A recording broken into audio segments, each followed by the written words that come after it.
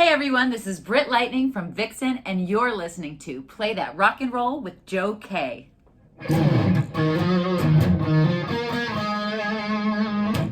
Hello, classic rock fans. I am reporting just a couple of days after seeing Vixen and Steven Adler and his band at Summerfest 2023 here in Milwaukee. Both of these bands played at the USCellular Connection Stage.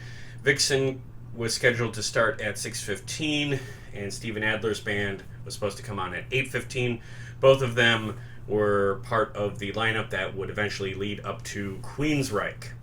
I did not stick around for Queensryche. I went to see other bands at different stages after Adler's show, and I will talk about those concerts in a separate video, but because Vixen and Steven Adler share a couple of things in common, musically at least, I will talk about both of them here today. First, Vixen. Vixen is a band that I have wanted to see for years, so I was really happy that I got a chance to see them this year. Before I talk about the show, I want to go through some of the more recent lineup changes that band has seen, because there's been some recent news in the last couple of years. So Vixen only has one original member, and that's the drummer, Roxy Petrucci.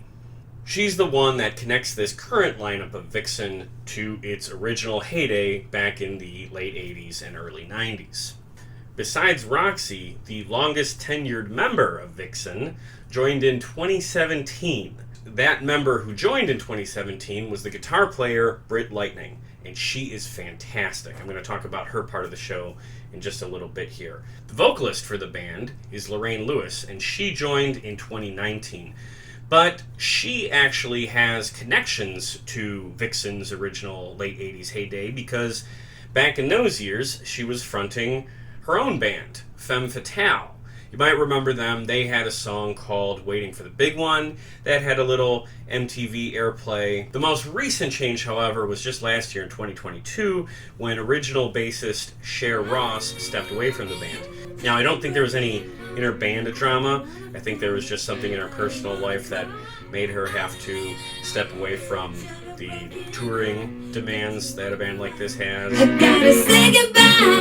I believe she's left the door open to returning at some point later in the future, but to be honest, I don't know a whole lot about that.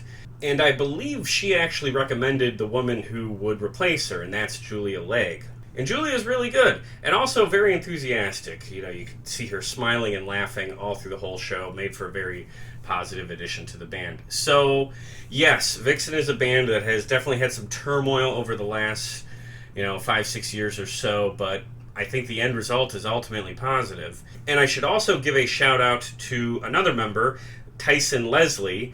That's a guy. Vixen, of course, has always been an all-female band, but Tyson is a touring member.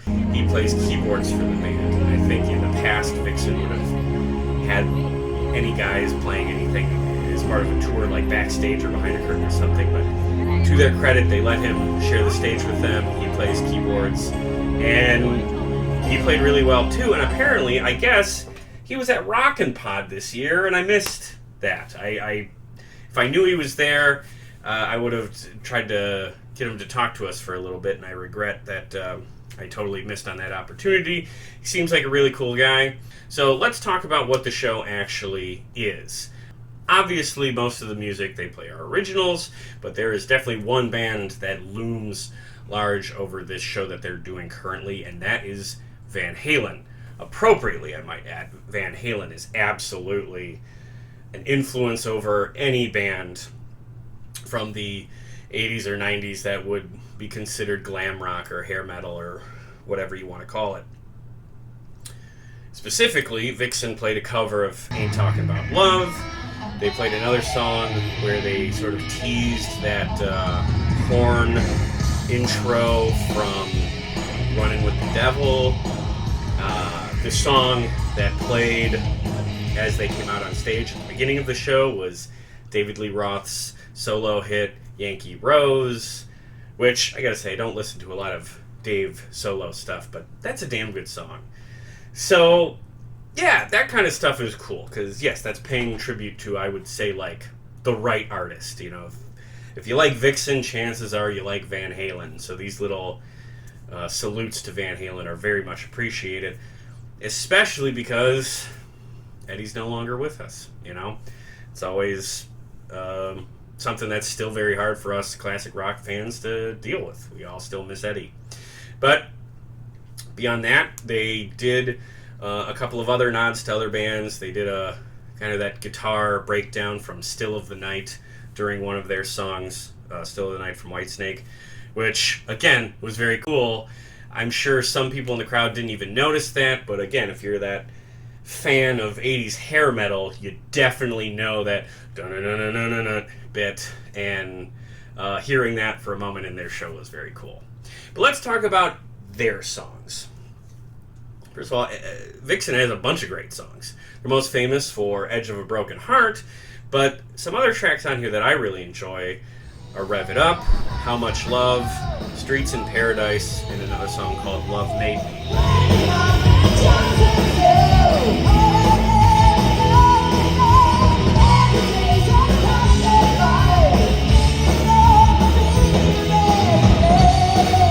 If you don't know those tracks, I would recommend looking them all up. They're all great examples of the glory days of that last gasp of hair metal glam rock right at the end of the 80s.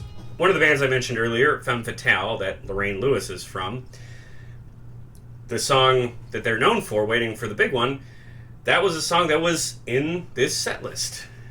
I guess one of the benefits of having Lorraine in your band is you can have her sing that song. And for fans of Femme Fatale, which I gotta say, if you're like a diehard Vixen fan, I would think there's a chance at least that you also like Femme Fatale.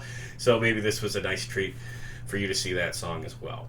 One interesting bit about the show is that they mentioned that they have an album coming out fairly soon. I think they mentioned that they shot a music video for it.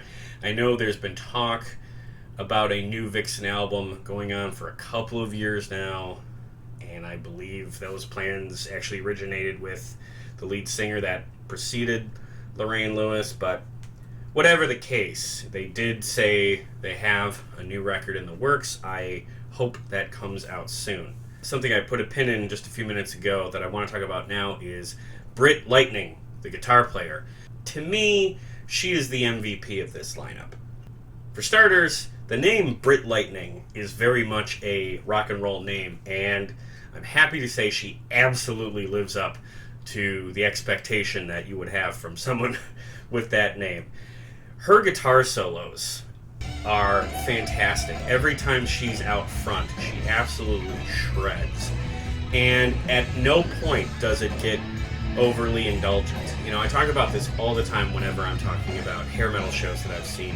Those endless noodling guitar solos are absolute show killers. I've seen Whitesnake in the past. I saw them at Summerfest about 6 or 7 years ago, and that show was not very good. And that show was not very good because every member of the band had some 15-minute aimless solo that went on forever, that at the end of it, each one had totally lost the crowd.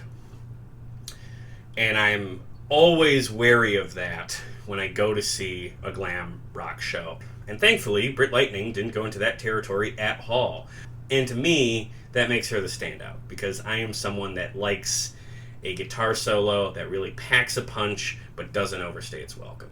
The only minor complaint I have about the show, and it's not really about the show, it's just about the setting that the show is in, it's tough, is that at some point when they were doing the song I Want You to Rock Me, Lorraine Lewis directed Summerfest's security to bring some people who were in the front section of the stage over the barricade and up onto the stage so they could kind of sing and dance along with the band. Now, I don't know if this was planned out ahead of time. I suspect it wasn't, because the security people that she was talking to seemed to be caught totally off guard. And these Summerfest stages are not designed for people from the crowd to come on stage easily.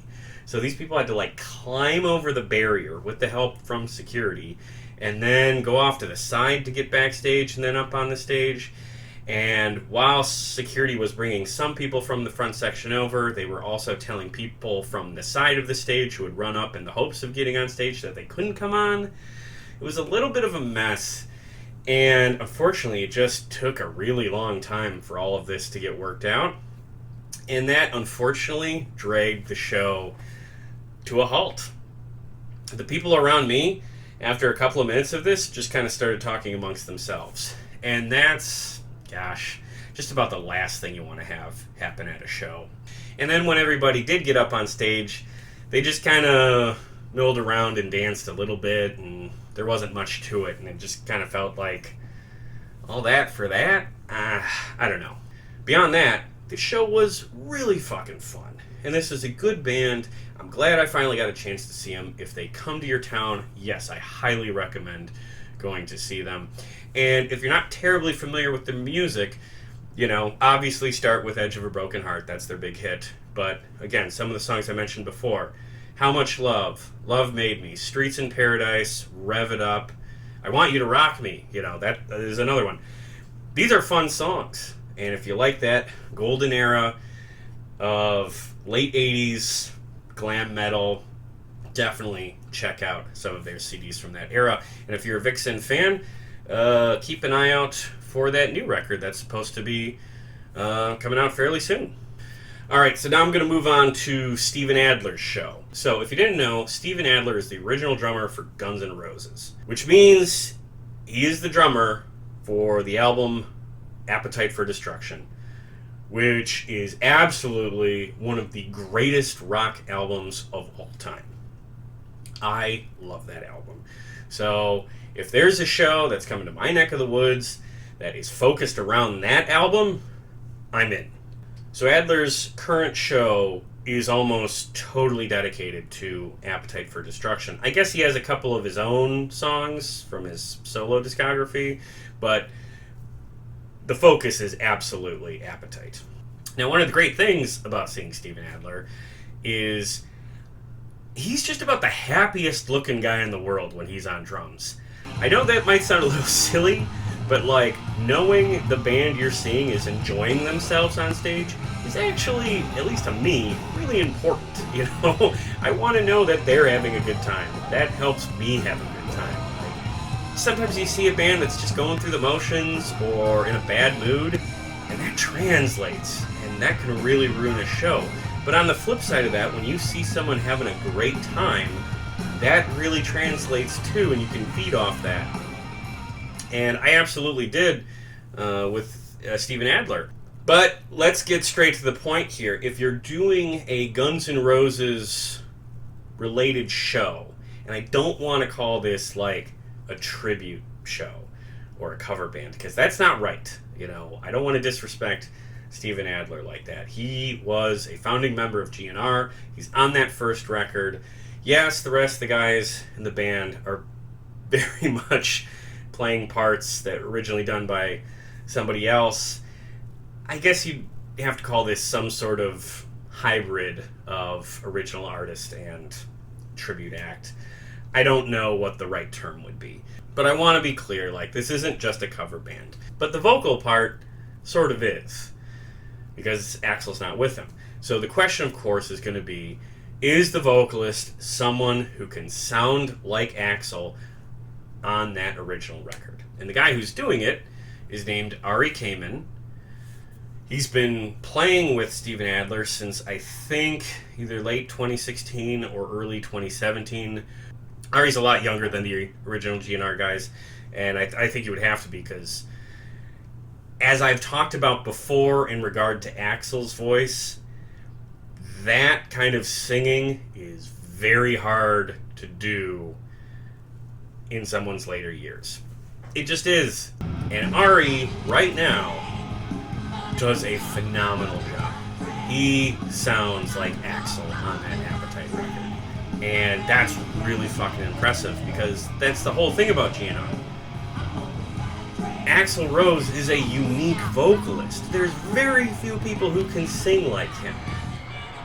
So to see someone who can hit those high notes as hard as Axl used to back in the day, and of course someone who has the appropriate rock star swagger and fashion and personality, which Ari does have.